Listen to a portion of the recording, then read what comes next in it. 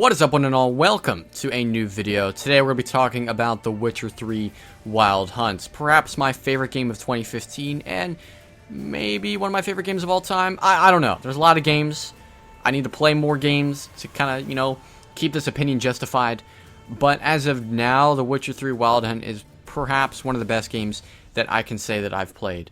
I remember going into this year having The Witcher 3 my #1 most anticipated game. And that being said, I had very high expectations.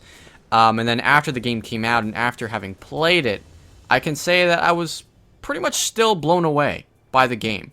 Which should pretty much speak volumes about how good this game actually is, that it actually can achieve that level of greatness before and after release. Very rarely nowadays are there games that I can say actually live up to the hype, and The Witcher 3 Wild Hunt is just one of those games that surpassed the hype for me. So with that backstory being said, I'm not going to dilly-dally any further. Let's just get into this video and provide some thoughts on The Witcher 3 Wild Hunt. One of the biggest compliments about The Witcher 3 is its world, is its amazing and real-feeling world, and I can't disagree. The Witcher 3 has perhaps the best open world in any game I have ever played.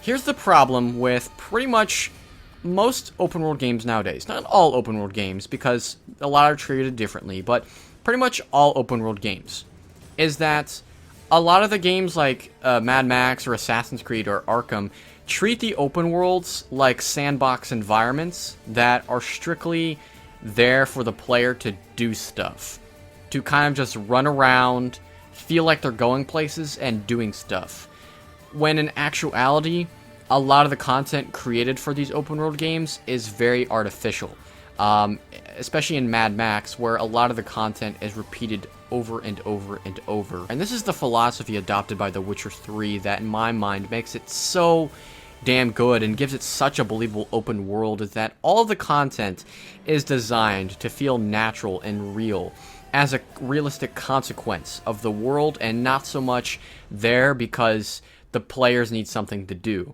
And don't misinterpret what I'm saying on this. It's not like every quest arises as a result of something that happened in the story, but every quest has some sort of prevalence in the world to make it believable as to why it's there.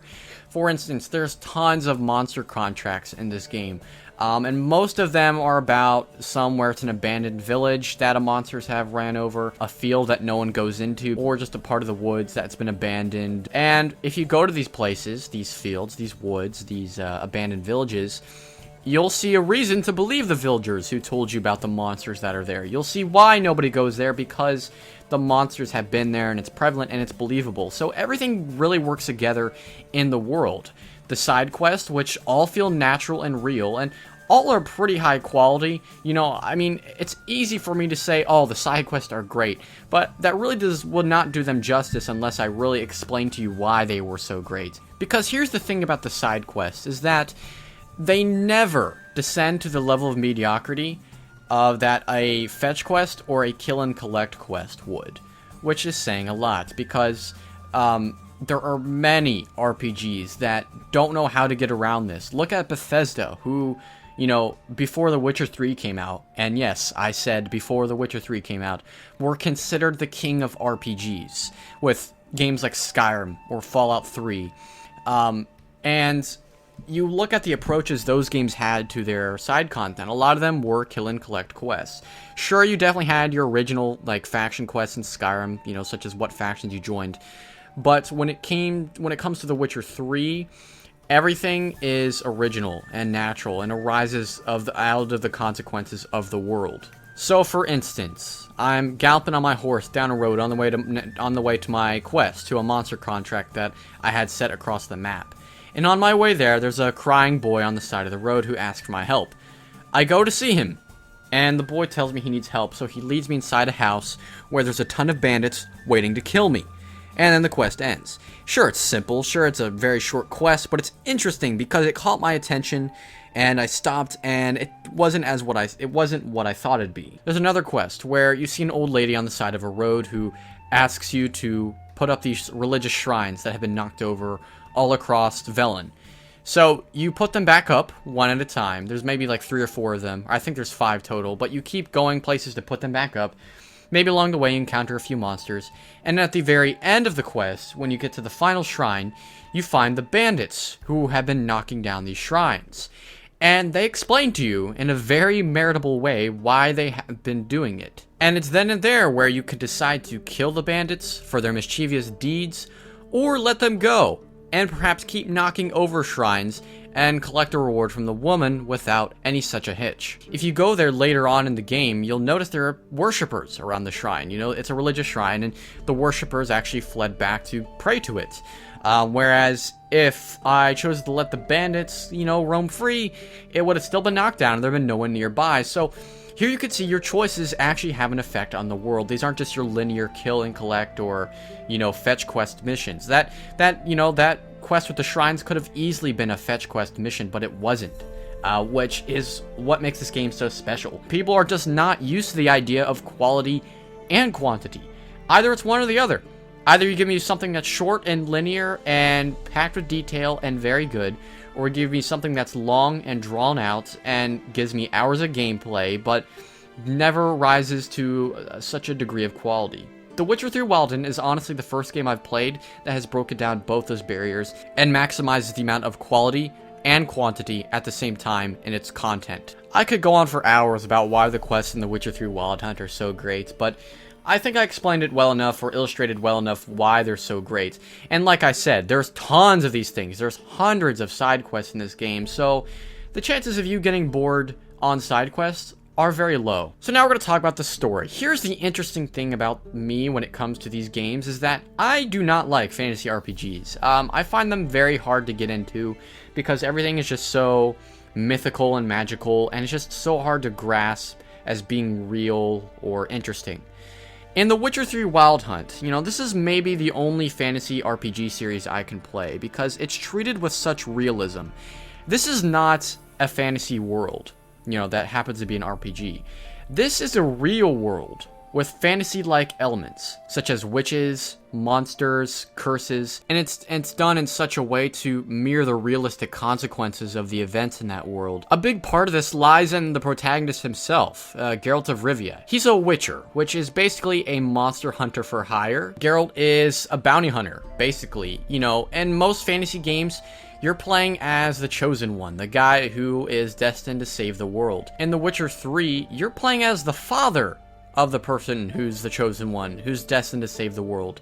Ciri, who is a girl you're looking for the duration of the game. And this search for Ciri, this search for Geralt's, daughter, or his little girl, allows the game to explore some pretty deep themes, not just on father and daughter relationship, but also on humanity, the duality of men, politics. So many underlying themes are within this story that you could honestly pick apart the story and analyze it for hours. It's just a deep and complex story that at face value can easily be dismissed, but there's just so much packed underneath that makes it such a high quality tale. And the story is not just thematically deep, it's also filled with some pretty impactful choices. For instance, there's one questline in the story where you talk to a man named the Bloody Baron who, his daughter and his wife have gone missing. What he doesn't tell you is that they actually ran away because of his poor demeanor as a father and a husband. And as you learn more about the situation and as you learn more about what you need to do to get them back, the quest just gets more and more complex and the choices get deeper and deeper to the point where at the very end of the quest line, you're left with an ending. An ending that, whether you're satisfied with it or not, you won't be able to deny arose as a result of the choices that you made during the story. This is not a BioWare RPG. Not even close. There is no good choice or bad choice to be had here. There simply are the choices that you feel are right. And that's not to say there are choices that feel more logical than others either. No, every choice you make will have some type of merit behind it. Like I said, you just can't walk into this game going, okay, I'm gonna do a light side playthrough, or okay, I'm gonna do a dark side playthrough. I scoff at the videos on YouTube that go, oh, here's some of Geralt's evil choices, here's some of Geralt's good choices. There are none of those choices in The Witcher 3. They simply do not exist. There are no evil choices, there are no good choices. There are just choices that arise out of what you think is a more justifiable choice. And so whether the story should be credited for its unique perspective on the typical fantasy tale or for its impacting choices, I have these final things to say about The Witcher 3 Wild Hunt story, is that it's filled with moments of terror, filled with moments of comedy, filled with moments of badassery, filled with action, filled with suspense, filled with drama, filled with emotion. There's a love story to be told in there. There's a father-daughter love story to be told in there. There's a rivalry between, the hero Geralt and the villain Eredin. It is just an amazing tale. You just can't help walk away from the game going, wow. That was just incredible. Now that we've talked at great length to most of the storytelling aspects of The Witcher 3 with its side quests and its main quest line and its story, we're going to talk about more of the gameplay aspects, including the combat. Though a lot of people are divided about the combat in its game, I think it's going to be way more appealing than the combat systems in the previous 2 games have been. The Witcher 1's combat was a point and click, though not a very simple one. You had to click to build up a combo, and then you had to click every few seconds, and it was very timed, and it was very just weird and clunky, and there's so many features of it that didn't really need to be used, such as the dodge or whatever. The Witcher 2 went for a more action RPG combat approach, but it wasn't very well done because your primary move, the roll, you'd have to use that way too often on higher difficulties. I mean, sure, it's nice for the game to be punishing, but it's not nice when it's kind of annoying that you have to roll so many times just to, do all this stuff and not get killed so easily. Not to mention, you didn't feel like a master swordsman, and you didn't feel like you were completely in control of what Geralt was doing. In The Witcher 3 Wild Hunt, most of these qualms have been addressed. The combat, for once, lets you feel like you're actually in control of what Geralt's doing. I think the way I usually describe The Witcher 3 combat to most people is that it's like a really fast and not as punishing Dark Souls with just a pinch of Assassin's Creed. That's kind of really hard to wrap your mind around because Assassin's Creed and Dark Souls have polar opposite combat systems, but when you actually play the game, you might see some of the similarities. You have a fast attack and a strong attack. You have a dodge. You have a roll. Dodges are more so for like quick lunges, and rolls are for giant attacks that you probably should GTFO. And in addition to that, there's a block, which is very necessary. Especially when, you're waiting for your enemy to attack, just in case you fail to dodge in time. And then on top of that, you also have your magical signs, which have been in all the previous games. It just now, I think they're more useful than ever. Through the game's wonderful crafting system, you can also make bombs and potions that you can use during combat. Here's one of the other things that I said is kind of similar to Assassin's Creed, is that you have a quick slot health ability, and some of your abilities are just quick slotted. Same thing here. You have quick slotted bombs and you have quick slotted potions. In fact, before you go into a fight, you want to make sure you have the right potions equipped, which is a big difference from Witcher 1 and 2, where you can only drink the potion before the fight. You could do that here, but it's not as useful because the potions blow out really quickly, and that's why you get actually a couple per fight to use and not just, one at a time. Overall, I gotta say, I am really satisfied with the combat system, and I think some of the complaints about it are a little bit contrived. Some people are just reaching for something to complain about this game just because the combat is kind of hard to get used to, and I'll agree. The combat is a little hard to get used to. That's the only complaint that I think is only justifiable about. I remember when I first got the game, I spent about 30 minutes in the tutorial just messing around with the combat to make sure I had fully mastered it. It's not... I say it's a combat system that's easy to learn but hard to master. It's easy to understand, okay, this is block, this is dodge, this is roll, but to actually apply those in combat is a completely different game. And so that's why it's so important that you actually take the time to master it, and I think that's why a lot of people are irked by it, because they just aren't very good at it. To be honest, someone who plays more action-adventure games than RPGs will probably be better prepared for the combat in The Witcher. It's just more friendly to people who've played action-adventure combat systems, and less so to people who've played, more spacebar, point-and-click, timed, whatever it is, turn-based attack RPGs. This is not like that anymore. It's an action RPG and an action combat system, and I love it, to be honest. Now, I mentioned crafting with the bombs and the potions. We're going to dive deep into some of the more RPG aesthetic elements of The Witcher 3 Wild Hunt, because this is, of course, a RPG. Very much still an RPG. Aside from potions and bombs, which you can craft using herbs and, flowers and materials that you gather around the world, there's also a ton of armor and swords that you could go to craftsmen to make. This game not only features more crafting materials and supplies than Witcher 2, but also far more crafting schematics than Witcher 2, to the point where all the way to the end of the game, I'm finding schematics for swords and armor and weapons, and I'm buying schematics off of vendors. And this game just boasts a very deep crafting system, and it's actually not that hard to get into. It's quite simple. In this game, you actually have to go out and hunt those materials down, whether you're looking through the world. You can also buy it from vendors, but I never at any given point found myself annoyed with the crafting system, and in fact, I found it very exciting to keep crafting things. With that being said, the things that you craft through the crafting system are just as badass.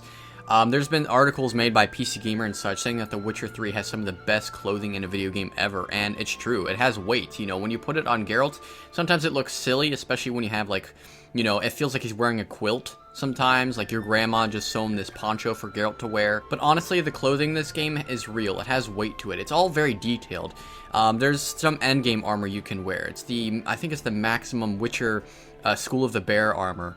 And you put it on, and it's basically just a bunch of chainmail with a poncho and some, you know, some straps going here and there to hold your swords. But to be honest, it's one of my favorite armors in the entire game because it's so big and clunky, and you actually feel the weight of it when Geralt's moving around, and you can see the detail on it as well. And the swords, though they aren't particularly detailed, they're still great and varied, and you'll find it very fun to collect a lot of the swords in the world. The Witcher 3 is one of those games where it's hard to say goodbye to loot, especially armor and weapons that you used for so long, because it's just, you've formed such an identity with it, especially some of the swords, which have some pretty personable names. I forget one of the names of the swords, but apparently it's the Polish name for cheese or something. It's a really interesting, you know, thing, but you just feel like when you sell these swords and these armors away, assuming they're not, you know, dirt cheap common items, you feel like you're parting ways with some actual unique antiques, like your actual parting ways with unique items within the world. And for the developers to achieve that in just the smallest ways by adding detail to the armor and giving the weapons a story, it goes a long way in the RPG experience. I mean, guys, this is a massive game. We've only touched the surface of a lot of these elements. It's so huge and varied that I'd be sitting here for 30 more minutes addressing every little detail. I mean, just to surmise, you know, we have Geralt's horse Roach, which may not work very well, but there's something so charming and so personable about Roach that you just can't help but love this freaking horse. Then there's the massive enemy variety. I think there's over 50 monsters in this game. It's crazy. Each one has different strategies that, you know, you would use to attack it, whether that's using certain bombs, potions, oils. There's the beautiful graphics, which people were complaining were downgraded initially when the game came out, which is kind of true, but to be honest, I can't imagine this game looking any better. There's the skill tree, there's the New Game Plus, and then holy crap, there's CD Projekt Red. My gosh, they're probably the best AAA developer in the gaming industry right now because, I mean, just look at these guys. They released 14 free pieces of DLC for The Witcher 3. They refuse to give the game any pre-order bonuses because they simply do not think it's an ethical practice to, you know, tack on bonuses before the game comes out. In the physical version of the game, there's a thank you note thanking players for picking up The Witcher 3, and that's just the type of behavior that I'm proud to see from a developer. So often we're used to thanking the developer for finally giving us a game.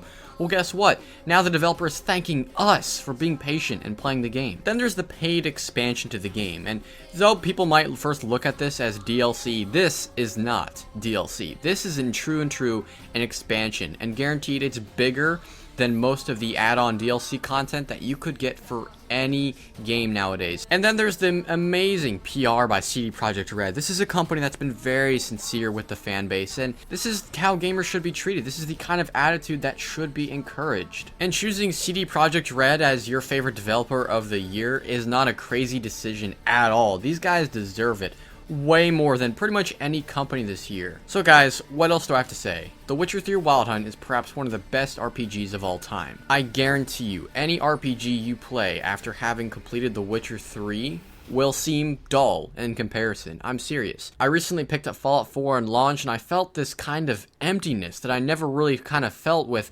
Bethesda games in the past, and I think that was because The Witcher 3 Wild Hunt had elevated the bar so damn high that every RPG in comparison just, you know, seems outdated now. So trust me when I say that The Witcher 3 Wild Hunt is going to have far-reaching implications in the gaming industry, whether that's the outlook on games themselves or how the developers do things. This game has changed the industry. Pick up this game at your earliest convenience. It is an amazing tale. You will not regret a single penny on the purchase of this game. So guys, those are my thoughts on The Witcher 3 Wild Hunt. So tell me in the comments below, have you played this game? And if so, what did you think about it? I'd love to hear your opinion. Hopefully it's positive. If it's negative, I don't want to hear it. Just kidding. I love all opinions. I love all opinions, whether they're positive or negative. Just tell me in the comments below. And stay tuned for the channel. We're doing a lot more thoughts ons coming up. I got Batman Arkham Knight coming up soon. And then hopefully before the end of the month, we'll be doing Fallout 4, thoughts on Fallout 4. And then after that, I'll do my Game of the Year video where I talk about the top 10 games of 2015. And then we'll do our most anticipated for 2016. Sounds like a plan. So I want to thank you all for watching one more time, and I'll be seeing you all later. Peace.